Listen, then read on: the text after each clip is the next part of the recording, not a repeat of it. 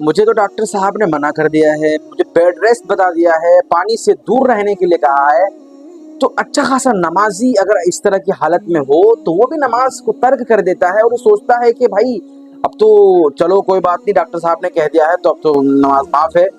تو اولاً تو میں آپ کو یہ بتا دوں کہ ڈاکٹر اگر ہمیں یہ بتاتا ہے کہ آپ کو بیڈ ریسٹ ہے یا پانی سے دور رہنا ہے وغیرہ وغیرہ،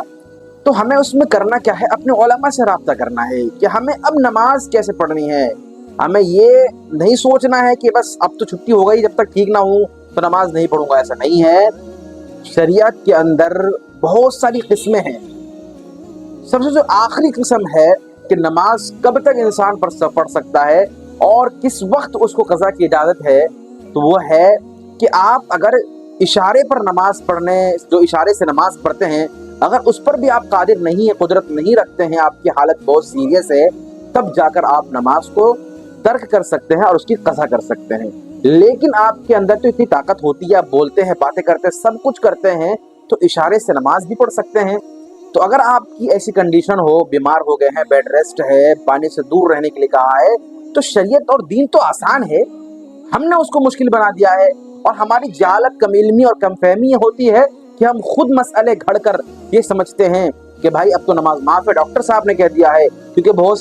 بہت سی چیزوں میں یہ کہا جاتا ہے کہ ڈاکٹر کے مشورے سے کام لو، تو ہم یہ سمجھتے ہیں کہ ہاں بھی ڈاکٹر نے کہہ دیا تو نماز معاف ہے۔ ایسا نہیں ہے، قطعاً ایسا نہیں ہے۔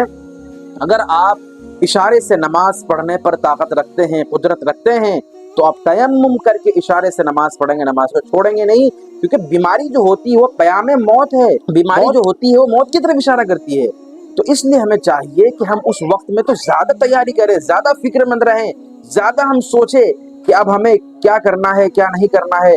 اب لیکن ہوتا کیا ہے کہ ہم اس وقت میں پریشان رہتے ہیں کہ اب تو نماز نہیں پڑھنی ہے، خوش ہو جاتے ہیں۔ ایسا نہیں ہے، بلکہ ہمیں نماز پڑھنی چاہیے اور اشارے سے نماز پڑھنی چاہیے، اس میں سستی برتنی نہیں چاہیے، بلکہ زیادہ فکر مند ہونا چاہیے، آخرت کی تیاری کرنی چاہیے۔ امید ہے کہ آپ حضرات کو بات سمجھ میں آئی ہوگی اور آپ حضرات کی جو غلط فہمی اور دور ہو گئی ہوگی۔